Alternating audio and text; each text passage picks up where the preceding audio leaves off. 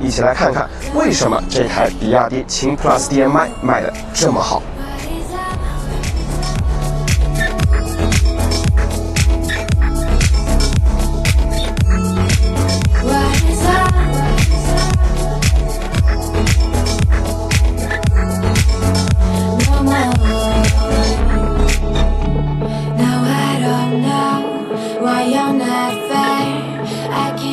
那整车在外观方面我也不过多赘述什么了，因为新款的798的荣耀版和这台冠军版实际上并没有太多变化，只是新增了一款白釉青的颜色选择。那作为最低配车型，有什么值得说一说的呢？我认为就是这一套轮毂和轮胎。作为最低配车型呢，搭载的是一个16英寸的轮毂，并且搭配的轮胎是阿特拉斯的225/60 R16轮胎。那60的扁平比放在这么一台偏向舒适取向的家用轿车上，整体对于路面细碎震动的过滤以及整体的舒适度会比更大尺寸轮毂的车型会更加的舒服一点。来到车尾，我们还是要关注一下，作为一台家用车，它的后备箱空间究竟是怎么样的一个表现。可以看到这台车后备箱的开口以及进深都是非常不错的，偶尔放些大件的物品也不需要有什么担心的。但是我个人认为，作为一台家用轿车，这个后备箱的门槛是稍微有些高了，偶尔需要搬大件物品从地上搬到这后备箱里，那估计还是有点费腰的。并且在这个后备箱的侧面呢，也提供了这种弹力网兜如果放一些平时易滚动的物品，那放在这里后备箱里，平时开车的时候也不会乱响了。并且在这个隔板打开之后下方也并没有提供备胎，仅只是补胎液和充气设备。虽然这是一台最低配车型，但是细节方面的处理，我认为还是很到位的。相比那些合资选手后备箱的撑杆都是那么一根铁在那儿，但是这个还给你包了一层塑料外壳，看上去也更加得体一些。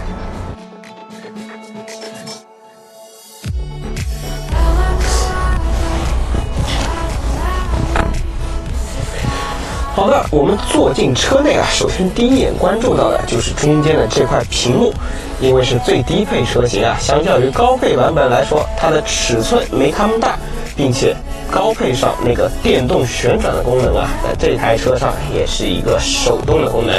但是我个人认为，这个手动旋转的屏幕相较于高配的电动旋转来说，操作起来反而是更加快捷方便的。如果你想刷抖音什么的，只要用手一掰，这么一转，它就已经竖过来了。那接下来就是中间的这块仪表屏，相较于最早期版本的秦 Plus 那一块连在转向柱上的小屏幕这块屏幕是要大不少，整体的观感看上去也是更加正常。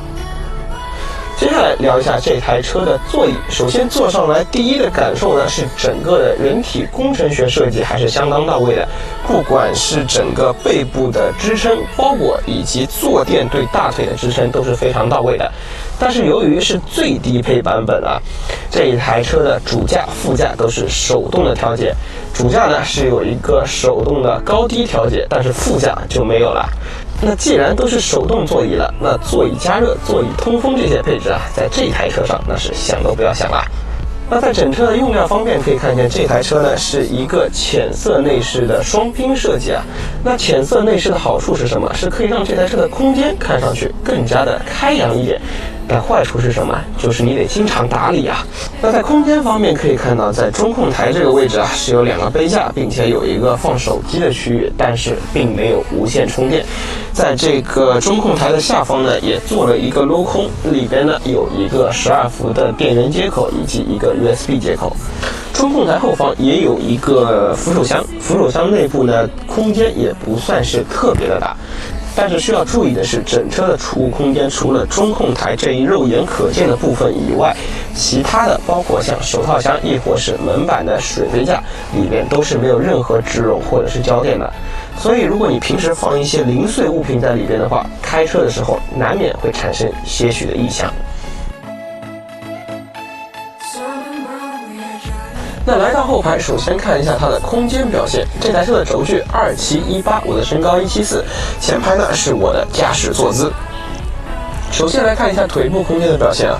那可以看到呢，整台车的腿部空间表现还剩下2拳2指左右，但是头部空间方面的表现就不容乐观了。可以看到呢，基本上剩下1指左右啊。那这样一个后排，对于身高超过1.75米以上的，那这些朋友呢，坐在后排可能会有些顶头难受了。并且这台车的靠背角度相较于同级竞品来说啊，也显得更加的直一些，整个人有种端坐的感觉。但是有一点好处就是整个后排坐垫的填充还是十分柔软，并且支撑力啊还是挺足的。接下来我们一起看一下这台车后排还有哪些配置啊。相较于那些连后排出风口都要选配的合资选手来说，这台比亚迪秦 PLUS DM-i 即使是最低配都给你配齐了后排出风口，并且是可以向两边调节的。那在下方呢，还有一个放置手机或者是杂物的储物槽，并且还有2个 USB-A 的充电接口。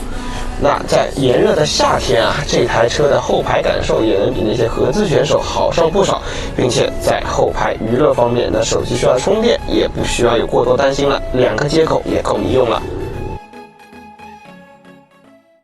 好的，那我们现在呢就把这台最低配的比亚迪秦 PLUS DM-i 给开上路啊。首先我们来看一个它的动力系统。那这套 DM-i 的动力系统呢，也是由一台180匹的电机加上一台1.5升自然吸气发动机所组成的这么一个动力系统。官方宣称它的0百加速是可以做到7.9秒，但是我个人觉得啊，这个动力只要你放在城市内使用，那是绝对不会出现不够用的情况。红绿灯起步排个前3名不成什么问题。那偶尔呢，在高速上要在120时速以上啊，在超车之类的，那也印证了那句话：没有肉车，只有肉人。只要你肯踩这个动力啊，绝对不会不够用。整个加速的体感啊，还是挺不错的。并且啊，这一套 DM-i 混动系统在发动机介入的那一刹那，只要你在行驶过程中，你是基本上感觉不到这个发动机介入的。仅仅是从你的听觉上，你能明显觉得这个发动机啊已经早起来了，并且在急加速的时候可能是有点声嘶力竭的那种感觉。这一套 DM-i 动力系统带来的另一大好处就是整体的能耗水平啊，放在同级里边确实是属于非常优秀的了。我们这一台车呢，现在目前行驶的是1万公里，但是大部分时间都是用燃油去行驶的。那么可以从它的表显数据看到啊，这台车的平均油耗也是在3.8升左右，所以跟它的官方数据相比啊，这也是出入不大的。但是这是这台车的表显数据啊，仅供参考。聊完了它的动力系统，我们再来聊一下这台车的刹车啊。整个刹车脚感给我个人的感受啊，还是属于比较灵敏的，就有点很像日系车的那种感受啊。整个刹车前段踩上去的感受，并不像德系车那么的紧致，反而是有点松松垮垮的感觉。但是不用担心，这个制动力的表现还是很在线的。另外，在仪表屏当中有一个舒适停车的功能啊，一旦把这个功能打开了之后，那么无论你的刹车力度踩踏有多大啊，在最后停车的那么10公分或者是20公分，那么它会把你的刹车突然放松，即使在这个松的过程中，你再踩下去的那个刹车，它的力度也不会进行增强。所以说，当这种时候，如果你停车停得离前车太近啊，整个的感受会是比较吓人的啊，会有点让人没信心的感觉。所以在这一点上，我个人觉得这个功能啊，开启之后还是需要适应过程的。接下来我们就聊一下它这个转向以及底盘方面给我的感受啊。首先说这个转向，整体给我的感觉呢，那妥妥的就是一台家用车的感觉。整个转向的响应说不上有多快，也说不上有多精准吧，但是整体的力感调教却是十分轻盈的那一种。不管是低速掉头挪库啊，亦或是速度上去之后随速增益起来了，那依然这个方向盘的力感啊还是比较轻柔的那一种。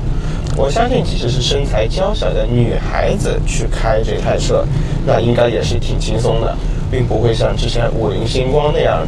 圈数又多，整个力感调教的也重，这个转起来方向呢就频繁掉头挪库的话就会很累手。那接下来就是这个底盘方面的感受了。那整体给我的感觉啊，它是并没有像纯家用妥协啊做的软绵绵的，反而还是保留的一定路感的。即使我们这台车是一个最低配版本，它的轮胎扁平比达到了60这么一个肥厚的胎啊，依然能感觉到这个路感还是十分清晰的。过一个桥头跳啊、接缝之类的，整个感受还是能知道你开在什么路面上的。并且也可能是因为这个最低配60扁平比轮胎的关系啊，整个路面细碎震动的过滤还是挺到位的。可以说现在的表现就是有路感，但是整体的感觉并不会特别的恼人。那最后我们再来聊一下它整台车的 NVH 感受啊，那毕竟是99800嘛，10万级这个价位你也不能奢求它去使用什么双层隔音玻璃之类的降噪措施了。那么整体的感受，不管是对于环境音的隔绝啊，亦或是底盘方面传上来的路噪以及胎噪，整体感受还是比较明显的。并且啊，这一台1.5升的自然吸气发动机，虽然在行驶品质方面啊，你并感觉不到它多大的存在感，但是从听觉这一方面，那还是能发现这一台发动机介入的时候，声音还是挺明显的。并且在急加速以及需要大动力请求的时候啊，整个发动机的表现还是会比较有那种声嘶力竭的感觉。看来这个发动机的功率还是属于比较低的哈。那在震动这一方面呢，刚才也说到了，整个车的底盘调教并不是纯向家用车妥协的那一种软绵绵的感觉，还是保留了一定路感的。但是在发动机震动这一方面啊，我个人觉得这一台车只要是发动机起激热的情况下，那么整个震动还是会传到这个方向盘以及中控台的这一个面板上的。你的手搭在这里，亦或是搭在方向盘上，都是能感觉到绵密细微的震动的。但是整个座椅上你是感觉不到任何发动机的动力。总的来说啊，这台比亚迪秦 Plus DM-i 最低配的行驶质感啊，我个人认为还是完全偏向家用舒适性调教的，并且不管是转向方面，亦或是底盘方面，亦或是动力方面，我感觉这几个方面匹配的都非常的均衡的。以79800这个价格去看这台车，那基本上是完全没有任何毛病的。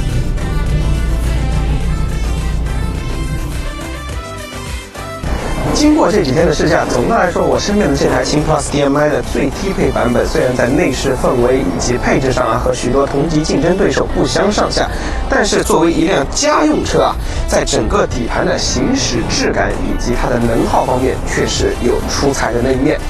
这也难怪为什么这台比亚迪秦 Plus DM-i 卖得这么好了。